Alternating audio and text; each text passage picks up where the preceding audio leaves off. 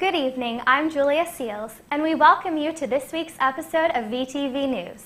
On our broadcast tonight, a look at the naming of the new Kissam halls, as well as a look back at this weekend's opera performance at Blair. VTV News starts now.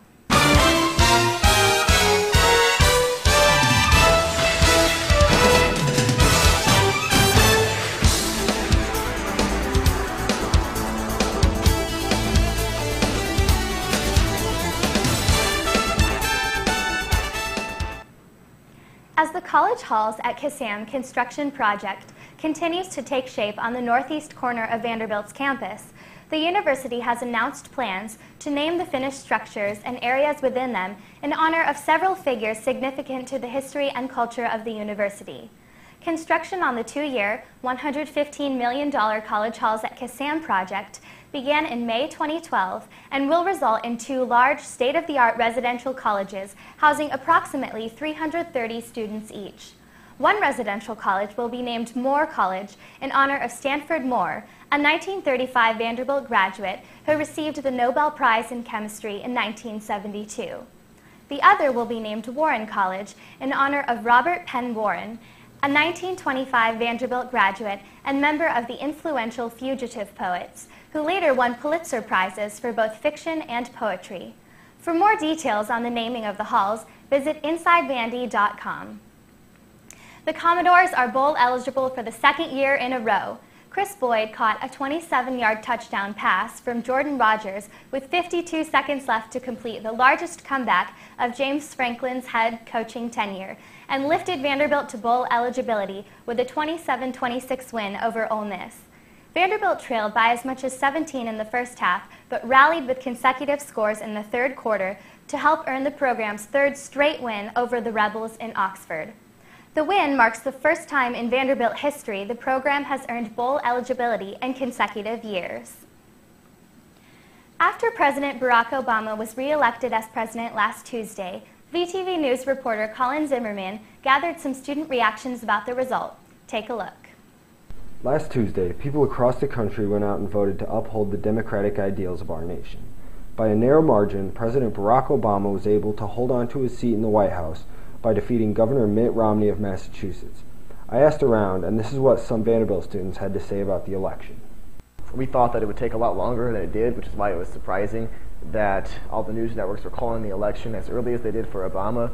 I mean, most of us thought that Mitt Romney would have a solid shot at it, and given how early they called it, and given that only one of the swing states, North Carolina, ended up going to him, it really looked like almost a landslide. The election last Tuesday was interesting. I'll admit, I'm a conservative, so for me, I entered the night with a certain set of expectations, a certain set of hopes, and to see them dashed in the span of a few hours was, to say the least, a little bit shocking. Well, it was really, really close, and I thought it was really exciting how close it was. I was glued to the TV. I think Florida was I think everyone's eyes were on Florida. What's going to happen, especially with all stay in line, all that stuff. All the lines were too long and everything. So I think we all were kind of waiting for Florida, and then all of a sudden it was Ohio was won, and it's kind of there it is, it's over. Well, as far as the election went, I mean, I kind of figured that Obama was going to win it early on, just a general vibe of what's been going on here.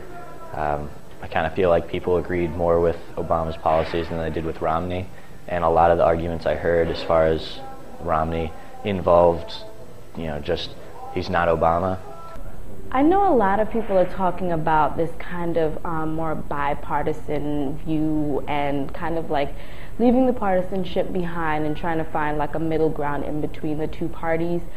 Do I think that Obama's going to adopt that? I'm not sure. I feel only time will tell. I think that given that this is his second term in office and there's no prospect of the president being reelected, he has a lot more freedom to pursue the policies that he's always believed in. And he'll be able to really institute some of the changes that he hasn't necessarily instituted yet. But the second term, without the threat of political suicide, presidents have a lot more leeway.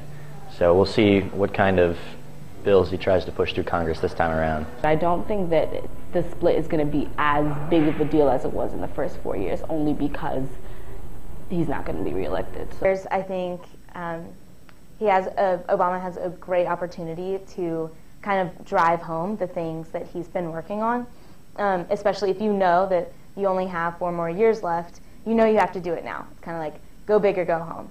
So whatever there's left to do, he now has the time to do it. And as a conservative, in moments like this, it's important not to focus on the defeat.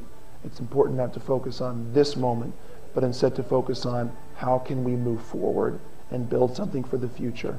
And so from that perspective, looking now at what we have and looking now at what the election has shown us, I'm excited because this is the first time in my lifetime that instead of being a passive participant in the electoral process, right, in the shaping of the party, my generation, and those older than us, of course, but my generation in particular, is going to have an opportunity to shape what it means to be a part of this party and what the party stands for. And that's incredibly unique.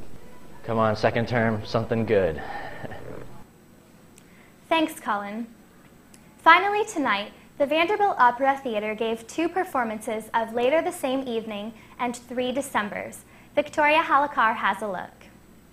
I've never been to an opera before, so it was like a really unique experience. And I was really happy it was in English because I would have been really confused if it wasn't in English, so that was a nice part. The energy and the singing was fantastic. They were so into the characters, they were right in the moment, so the whole audience, I felt, was going with them eagerly to find out what was going to happen next, and they just sang so beautifully. It was just a real dream. Everything about the music, and this is something that Mr. Heggie was talking about in the masterclass, it's this joy of whatever the emotion is, whether it's gut-wrenching sadness or melancholia or angst, it's always just this joy of the expression. It's just a beautiful outpouring of the actor's feelings and such an accurate representation in the music, and I just really love that. It was really awesome. I wasn't expecting it to be as long, but I was so happy I stayed for the whole thing.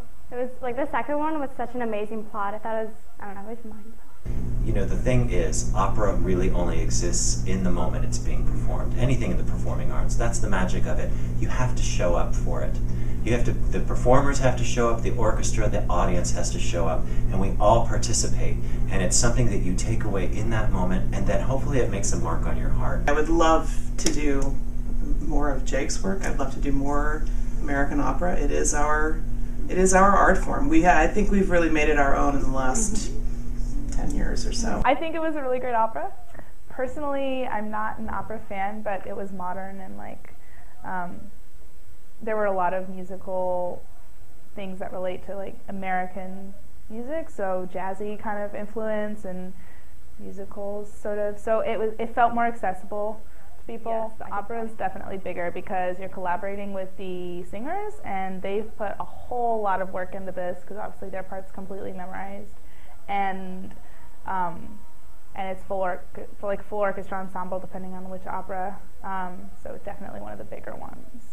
That's my goal for this program, is that the students have an opportunity to sing really good, challenging music and have a theatrical and acting experience that will serve them in the future. Thanks, Victoria. Well, that does it for this week's episode of VTV News. For more on our show, be sure to visit our website at vanderbilttelevision.com. We hope to see you back after the break for the last broadcasts of the semester. Until then, have a great Thanksgiving break. Good night.